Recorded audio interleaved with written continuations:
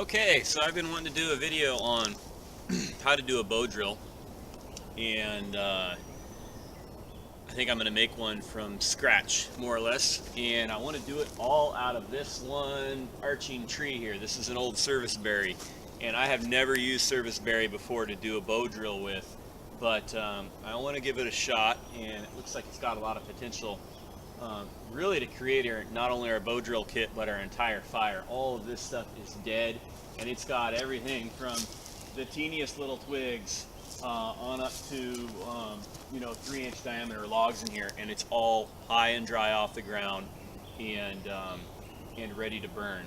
Even in the middle of winter, while the surface of this might be wet, the interior is probably still burnable.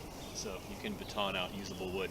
I also wanted to do kind of a quick little lesson on how to use an axe or a hatchet or any swinging tool. They all have more or less the same kind of safety concerns and best ways to use them. So I have just a little hatchet here that I brought along with me that I'll display that.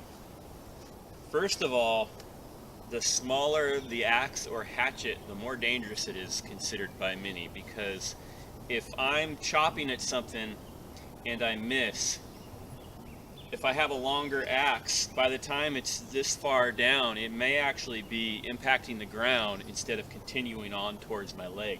This guy here would chop me right in the knee if I did a full follow-through swing on it. So that's a really important thing to consider.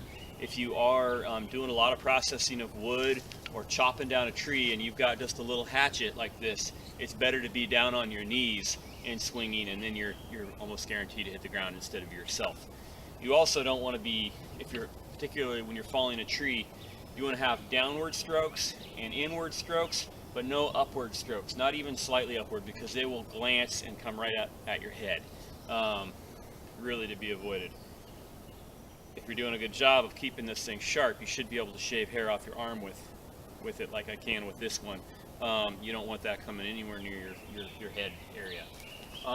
When you're processing, say you do get a tree fell, we're going to pretend this is a fallen tree, a small one. This is about all the bigger I have ever any need of cutting down when I'm out in the woods, if I'm not actually working as a woods person.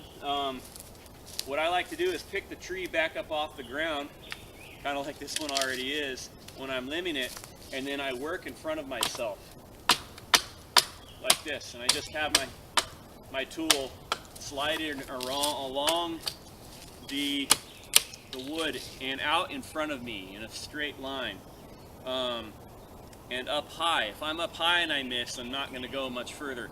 If I'm working down low and I miss, I'm near my legs again. So you want to avoid doing that, and it's more comfortable, even if this thing is sitting right on my shoulder, which is how I would normally do it, to be working like that and have my tool out in front of me and my other hand way behind it, so there's no chance I'm going to chop my left hand with my right hand tool. And just work your way on down. And what I want to do with this log is make my fireboard out of it. The fireboards tend to be best made out of wood that's kind of soft, and the same thing with your spindle. Make sure I'm in the frame here. And one rule of thumb is if you're able to take your fingernail and put a crease in the wood with your thumb or fingernail, then it's probably soft enough. And my concern with this wood, besides having never used it, is it was probably a harder wood, and now I can crease it with my thumbnail, which means that it might be soft because it's a little too rotty, which isn't necessarily ideal either. Woods like cedar, cottonwood, kind of your lighter but still strong woods tend to be most optimal for doing both your fireboard and your spindle. If you can get your fireboard and your spindle made out of the same wood, they're going to mate together better, and generally that's an optimal condition. You can't always find that though, but you don't want, like say, a really hard spindle and a soft fireboard, because you'll just drill right through it, and vice versa. Again, and then cutting through this, I do have a little saw on me, but whenever you're I see a lot of guys trying to work on a piece of wood that's really floppy like this, and it's not only is it exhausting, but again, it's probably just another way to mishear what you're doing and injure yourself. So any way that you can secure whatever it is you're working on will make the work a lot more pleasant. And this stuff actually feels great for what we need it for. And I'm just trying to get a length out of it that I can split a fireboard out of. I'm working in front of myself, and I could even come around here and work from this side. See how I'm glancing off there and going off forward? Bad news. If there's somebody standing over there, or one of your body parts is over there, that's a bad thing. And then anytime you can use the back of your saw, I'll actually go and I'll work along a log and I'll knock limbs off like that with the back of my hatchet. That way I'm not using the edge. I'm not dulling it anymore, and it's just as quick and sometimes even more quick. There we go. Alright, so there's one section cut out. Now this could just as easily, or maybe even more easily, be done with a little saw, which I have one in my back pocket, but I'm doing this for the benefit of showing how to use a swinging tool. These rules apply for machetes, a parang, a kukri, any kind of swinging instrument that's sharp. You want to have all these rules apply. I also recommend getting better at what I am right now at using your left hand with your tools too, because if you have to process a bunch of wood,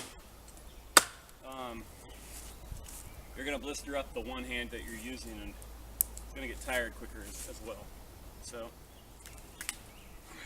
it's about there.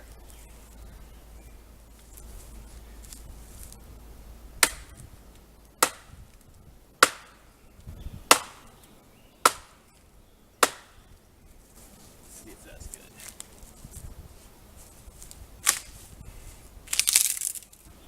Okay. So I think I'm going to make a fireboard out of some of this. And next we need the bow. I'm going to set this here. I cut this out of this same tree just before I realized I could take this video right where I am. This is going to be a great bow. It's a little bit harder than some of the other wood, and it's got very little flex to it, so it's definitely strong enough to do the job we need it to. There's our bow. There's going to be our fireboard. Excuse me. Next, we want to have a socket for holding the spindle. That's one of the harder parts to find sometimes. And there are a number of rocks around here that are volcanic. They got little holes in them that I could probably, if I looked very long, find a rock like this one. It's got a number of holes in it that might actually support my spindle.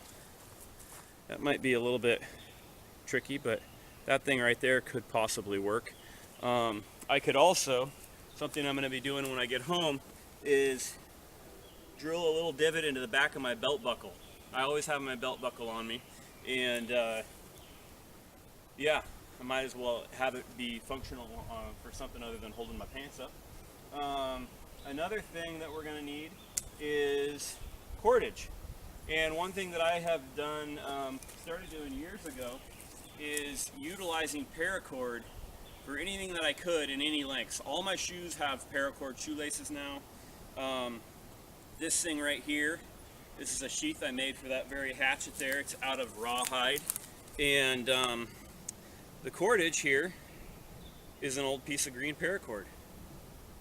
And while we could spend the time and make a piece of cordage out of some of the natural materials here, I noticed the inner bark of the maple in this area has got long strands, a lot like what's in the cottonwood. We're going to use this. I have it on me. I actually have 3 of them on me because I've got one in each shoe, and I've got the piece that is holding my sheath onto my hatchet. So you'll find little pieces of paracord kind of woven into a lot of different bits of my gear, just so I have it. This piece of cord could be used for a bow drill. It could be used for holding up the very tripod that I made to hold the camera up right now. That's just a tripod of sticks like what I have on my fire. And you know, you can a couple of feet of paracord can help you build a shelter or get a fire going. So that's why it's useful. I'm not a big fan of the survival bracelets that people wear. I think those are a little hokey, but it is useful to have a length of paracord. So we got that there. I also, when I take my sheath off of my tool, it goes in my back pocket because these things disappear into the woods really quickly, and it's dangerous to carry around a tool with no sheath on it. So we've got cordage, fireboard, a bow. Next we're going to need a spindle, and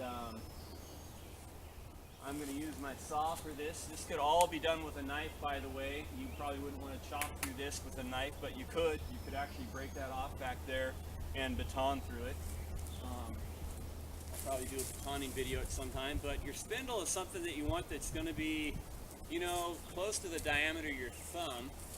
And since this wood already has a bunch of tinder kind of growing on it, I'm going to take it, the whole limb, and watch your eyes when you're doing this, because that very thing, when it flips up, if your face is in the way of that, you're blind all of a sudden. You're in incredible pain. So spindle, you want it to be as good and straight as you have available to you. And this might not be as good and straight as I have available to me. So maybe I'll save this for just the fuel on it.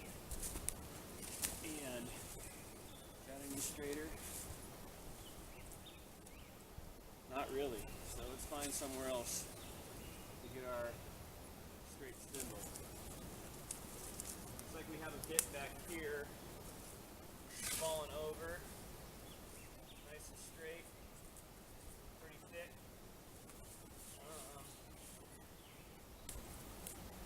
Maybe a little too thick, but I'm going to give it a shot. I've been wanting to try thicker spindles anyway. Watch your eyes. And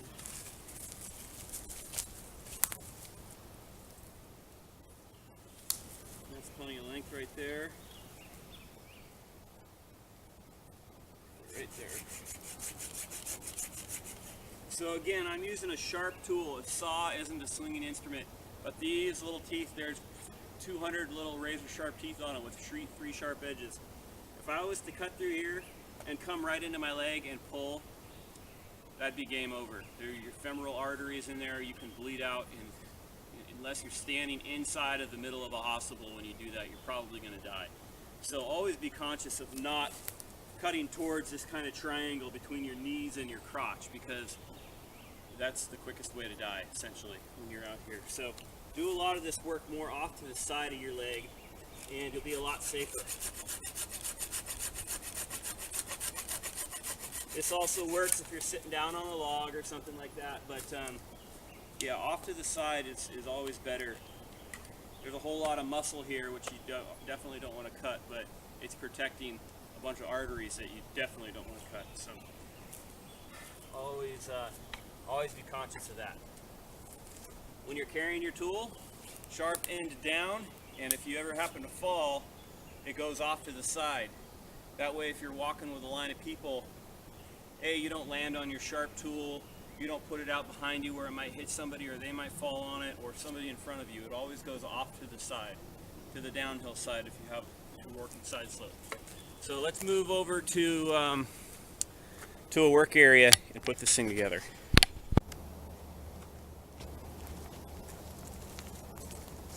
Okay, so here we are at a comfy little workstation.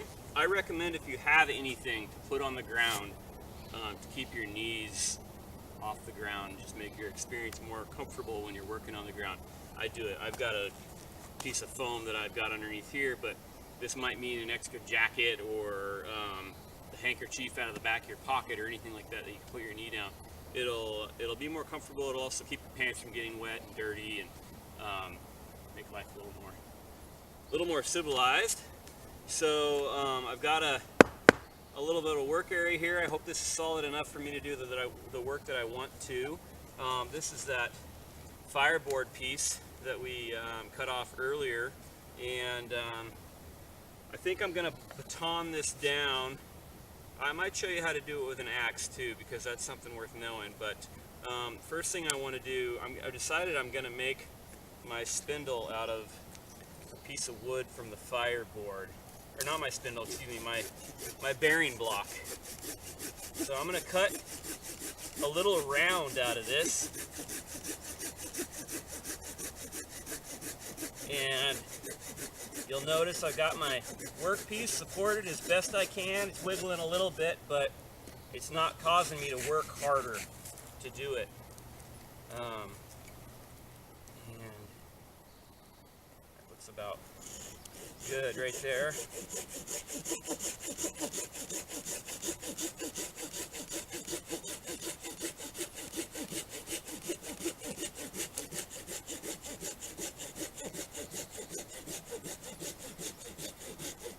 This obviously is a good way to get a spindle if you have a saw. If you don't have a saw, then you'll have to come up with a different type of spindle. I'll cut this ragged end off here. This right here is a little bit thin. It might work for a bow drill fireboard, but it's actually more optimal for a hand drill fireboard, which tends to be about a third thicker, or thinner, excuse me, than a bow drill fireboard.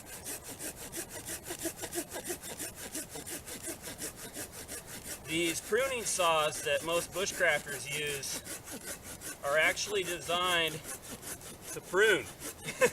So they're made, they will cut dead wood like this, but they're actually more designed for cutting through green wood, which they'll do.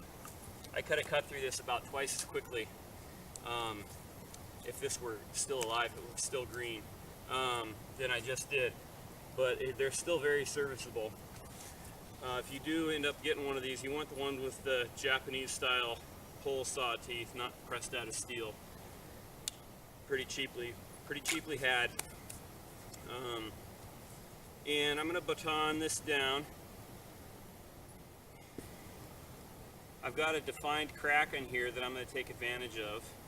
And when you're doing any batoning, it's best to have your wood as stable, on as stable a place as you can. And this is a baton I took off of that same tree we're working on. A baton, I'll go into this real quick, is something that's made out of a good solid piece of steel. You're whacking on a piece of metal with it, so it needs to be good and strong. The good characteristic of the baton is they're a good swingable size, about the size that'll fit under your arm from your hand to your armpit, which is essentially what you're looking for a good rabbit stick. This is a little ragged for a rabbit stick, but a rabbit stick can be deadly if you know how to throw one with aim, and it's a way of hunting rabbits, raccoons, other small mammals, that if it's hefty enough and you know how to throw it hard enough and accurate enough, you can reliably get meat with it. I put together the bow, my socket, I carved out the spindle, and I'll go over those probably a little bit more later, but I wanted to get to this batoning thing that we already started talking about. And I've already got a crack there. It seems like some pretty solid wood, so it might not want to split super well, but get the heaviest end of my rabbit stick, my baton out in front of me.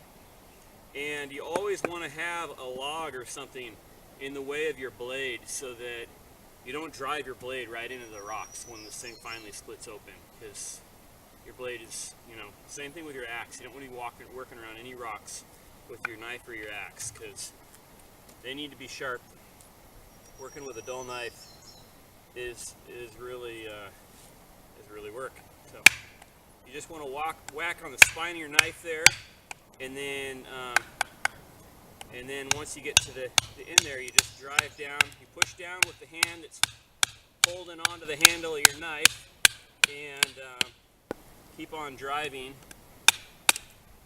with your stick. And there we have two nice flat halves. one of which I'm going to decide to make a fireboard out of. So I'm going to take the thicker of these two fireboards, which is this one right here, and I want it to be flat on both sides because it's going to be sitting on the ground with my foot on it, but it's round on this side, which means it's going to want to wobble. So I wanted to show a little kind of a carving technique with a hatchet on planing one side straight and how you do that. And the way you do that is you start at the bottom and you break up the grain, and then you come down and chop them off one at a time. Rather than just trying to do it all in one, you work your way up and you end up with a flatter surface that way, but also it loosens up the grain and allows it to be planed off a lot easier than it otherwise would be. You also only want to work on like the bottom 2/3 because your hand is up here. You don't want to take your thumb off. So always work on the bottom part, work up to a certain point, and then flip your piece around and work from that side. And this is really handy for making spoons or spatulas, or anything that you need a flat side on one of them for. This is how you get it, pretty much all of them started. And it's a safe way of doing it. It's starting to sound like a safety Sally here, but I've injured myself once or twice, and it's not something you want to do when you're out in the woods. Okay, so I've got my fireboard all carved in. I've got a hole burned in. I wanted to show you the spindle and the socket and how I've lined the spindle with Doug fir pitch from that big tree right over there. Actually, anytime you're in a conifer forest, you should have no problem finding lubricant to put inside of your bearing. That makes things go a lot smoother. And this setup here, these two work perfectly together. I've been playing with them already. Fireboard down there. I think I'm already running into a little problem, which I talked about earlier, which is this wood might not be optimal. It's feeling a little bit hard, and I'll show you what I mean here. When you're doing this, you're going for a very black dust coming off, or very dark brown. What you can see, that's dusty, but it's very fibrous, and that's not generally a good sign. I am burning in there, but it's going slow going, despite the fact that my kit seems to be working out really beautifully. It's very easy to use, but I'm not sure if I'm going to get the kind of material off of here that will hold an ember or become an ember. In addition to the fireboard and this other stuff, I've got a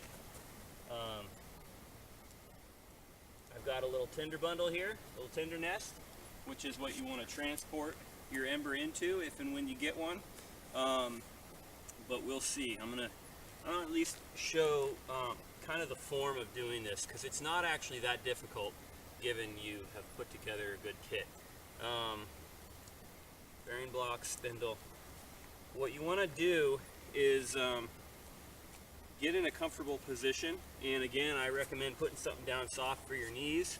This doesn't need to be on a mat or anything, but you want to put some kind of a leaf or a wood chip or a piece of bark underneath your notch in your fireboard so that you're capturing all of that dust. I'll go ahead and take my hat off. Apologize for my hair.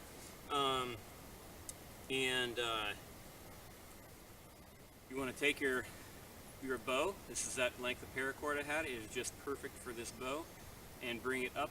Bring the bottom part up through the bottom of your bow, and then this is actually one of the trickier parts of doing it, is getting the spindle in there without it flipping out and taking somebody's eye out. But place that there, and hold on it with your hand and get your bearing block on top, and then you're settled.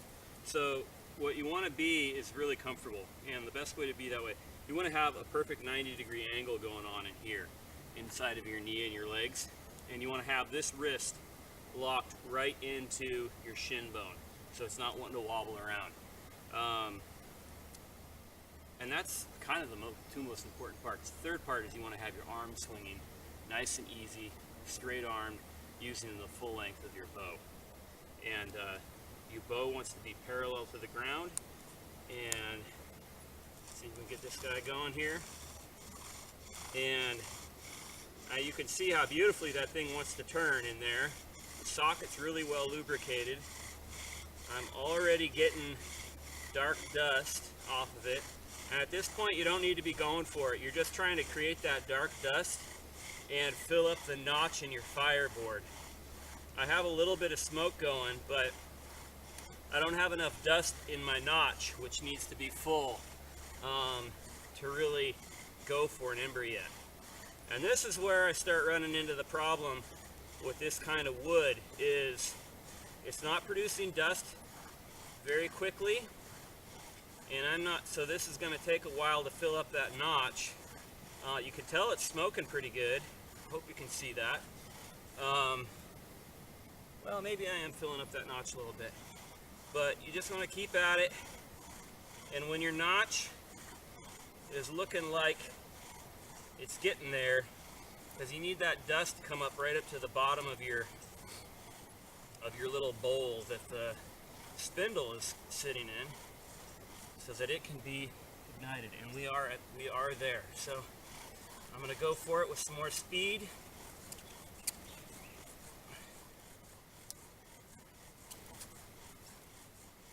And let's see. We still have smoke going. We still have smoke after I stop. That's a good sign.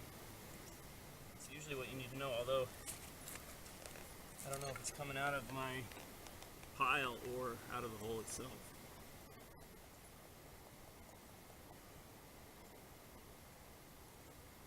Yeah, see, that's the problem.